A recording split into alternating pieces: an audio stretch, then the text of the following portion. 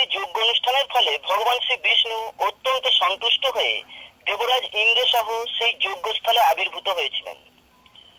তারপর তিনি বলেছিলেন, হে মহারাজ পৃথু, ইন্দ্র তোমার শত অশ্বমেধ যজ্ঞ অনুষ্ঠানে বিঘ্ন সৃষ্টি করেছিল, কিন্তু এখন সে ক্ষমা প্রার্থী হয়ে তোমার কাছে এসেছে, তাই তাকে তোমার ক্ষমা করা উচিত। হে রাজন, যারা অত্যন্ত বুদ্ধিমান এবং অন্যের হিত সাধনারত মনুষ্য সমাজে তাদের সর্বশ্রেষ্ঠ বলে বিবেচনা করা হয়। তারা কখনো অন্যের প্রতি বিদ্বেষ পরায়ণ হন না। তারা ভালোভাবে জানেন যে আত্মা থেকে এই জড়দেহ ভিন্ন।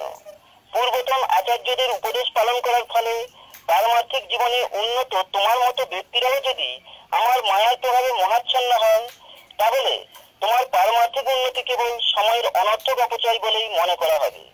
যারা দেহাত্ম বুদ্ধির কারণ সম্বন্ধে পূর্ণরূপে অবগত, যারা জানেন যে এই দেহ মায়াজনিত অবিদ্যা, কাম এবং কর্মের দ্বারা সৃষ্ট, তারা কখনো দেহের প্রতি আসক্ত হন না। সম্পূর্ণরূপে দেহাত্ম বুদ্ধি থেকে মুক্ত যে অত্যন্ত বিজ্ঞ ব্যক্তি, তার গৃহ, অপত্য, বৃত্ত আদি শারীরিক বিষয়ের প্রতি মমতা থাকবে কি করে? আত্মা এক শুদ্ধ, চিন্ময় এবং শতপ্রকাশ। তিনি সমস্ত সদ্গুণের আধার এবং সর্বব্যাপ্ত। তিনি জড় আবরণ রহিত এবং তিনি সমস্ত কার্যকলাপের সাক্ষী। তিনি অন্য সমস্ত জীব থেকে সম্পূর্ণরূপে স্বতন্ত্র এবং তিনি সমস্ত দেহধারী আত্মার অতীত।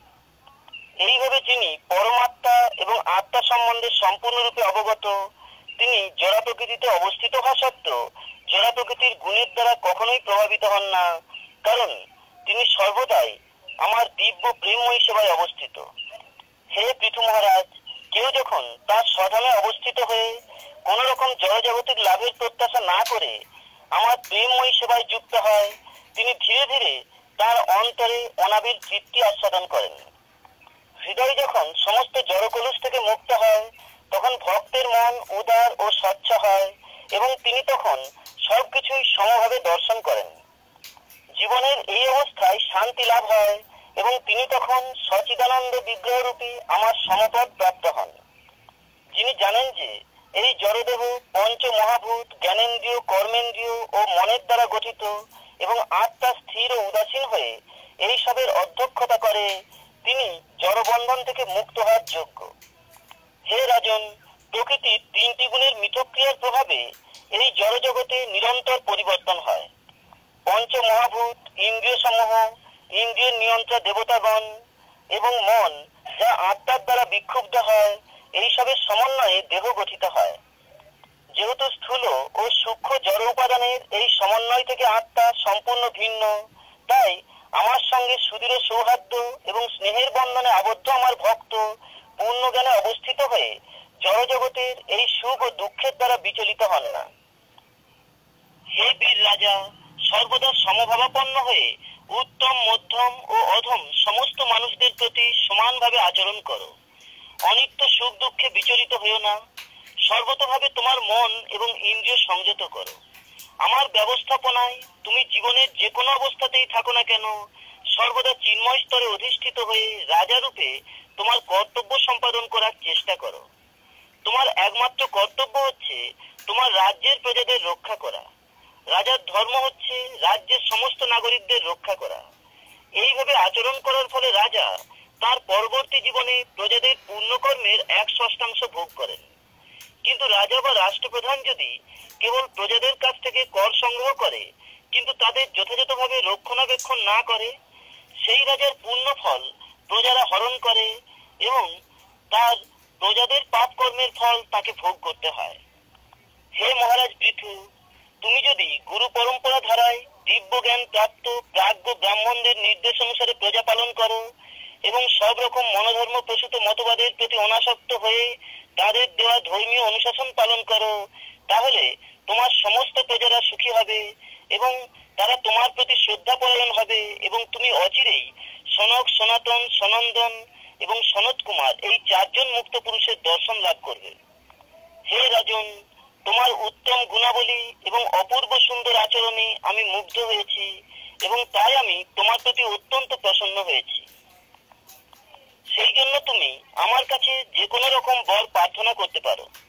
যারা উচ্চ গুণাবলী সমন্বিত নয় এবং যাদের আচরণ উত্তম নয়, তারা কেবলমাত্র যোগ্য অনুষ্ঠানের দ্বারা, কঠোর তপস্যার দ্বারা অথবা যোগ অভ্যাসের দ্বারা কখনো আমার কৃপা লাভ করতে পারে না। কিন্তু যাদের চিত্ত সমস্ত পরিস্থিতিতে বৈষম্য রহিত, তাদের হৃদয়ে আমি সর্বদা বিরাজ করি। মহর্ষি মৈত্রেয় বললেন, হে বিদুর, এইভাবে বিশ্বজিৎ মহারাজ পৃথু পরমেশ্বর ভগবানের আদেশ শিরোধার্য করেছিলেন। ইন্দ্র তখন তার কৃতকর্মের জন্য লজ্জিত হয়ে পৃথু মহারাজের পদযুগলে পতিত হলেন। কিন্তু পৃথু মহারাজ তৎক্ষণাৎ প্রেমাপ্লুত হয়ে তাকে আলিঙ্গন করেছিলেন এবং তার যজ্ঞাশ্ব অপমানজনিত বিদ্বেষ ভাব পরিত্যাগ করেছিলেন। পৃথু মহারাজ তার প্রতি অত্যন্ত কৃপাপরায়ণ পরমেশ্বর ভগবানের শ্রী পাদপদ্ম অত্যন্ত সুন্দরভাবে পূজা করেছিলেন। ভগবানের শ্রী পাদপদ্মের পূজা করার সময় পৃথু মহারাজের ভগবত প্রেম ক্রমশ বর্ধিত হয়েছিল। ভগবান তখন প্রস্থান করতে উদ্যত হয়েছিলেন, কিন্তু যেহেতু তিনি পৃথু মহারাজের প্রতি অত্যন্ত অনুগ্রহ পরায়ণ ছিলেন, তাই তিনি প্রস্থান করতে পারলেন না। ভগবান তখন তার কোমল নয়নের দ্বারা পৃথু মহারাজের আচরণ দর্শন করেছিলেন। ভক্ত বাৎসল্য হেতু তার এই বিলম্ব হয়েছিল।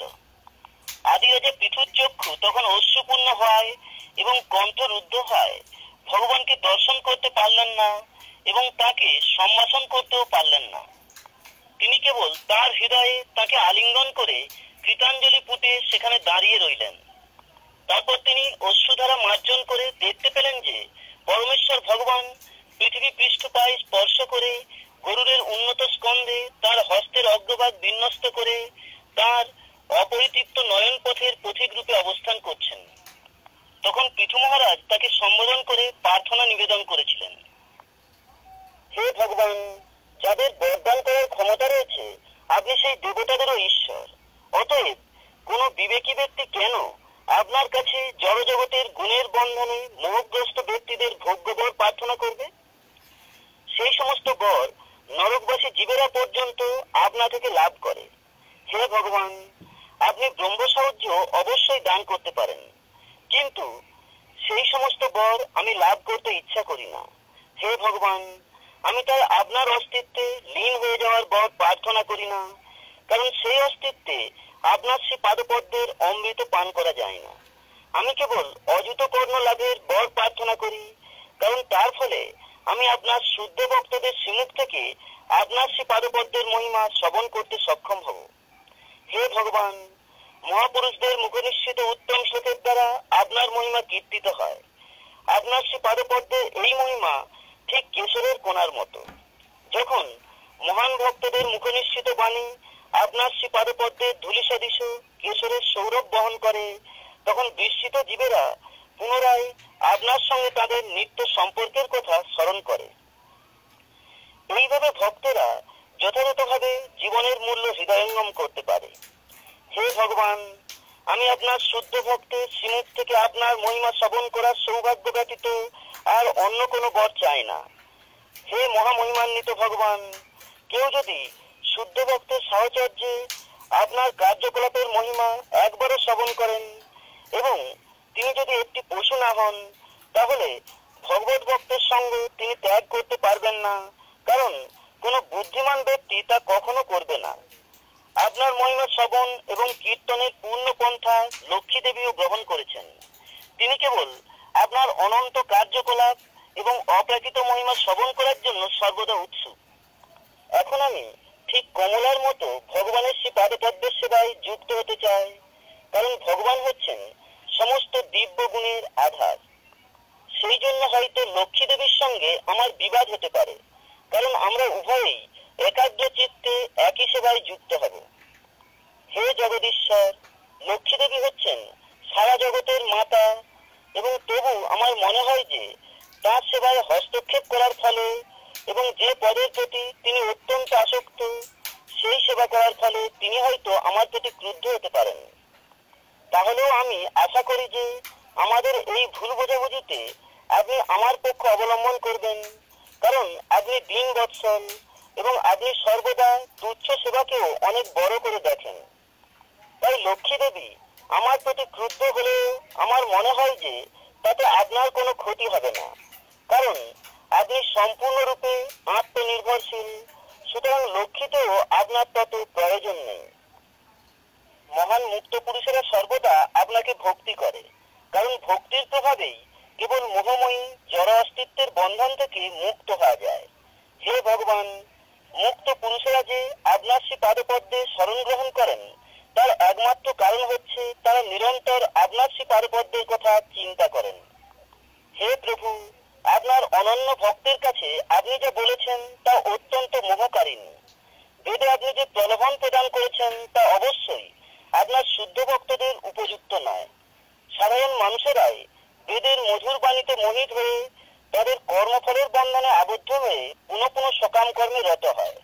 হে ভগবান, আপনার মায়ার প্রভাবে এই জড়জগতের সমস্ত জীবেরা তাদের প্রকৃত স্বরূপ বিস্মৃত হয়েছে এবং অজ্ঞানতাবশত তারা সর্বদাই সমাজ, বন্ধুত্ব ও প্রেম রূপে জড়সুখ কামনা করছে। তাই দয়া করে আপনি আমাকে কোন রকম জড়জাগতিক লাভের জন্য বর প্রার্থনা করতে বলবেন না।